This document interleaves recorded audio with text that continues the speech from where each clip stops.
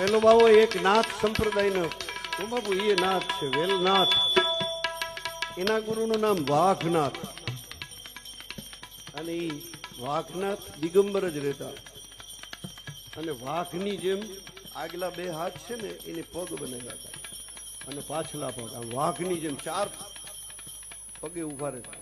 બે હાથ અને એવડી મોટી અહીં જટા અને એવી દાઢી એટલે જેને વાઘ નીકળ્યો. આખા ગિરનારમાં છલાંગ મારે એટલે ઠેક દત્ત મહારાજ સુધી પહોંચી જાય પરવાળા. અને જંગલમાં જ રહેતા. એ વાઘનાથના શિષ્ય વેલનાથ અને વેલનાથના શિષ્ય રામૈયા.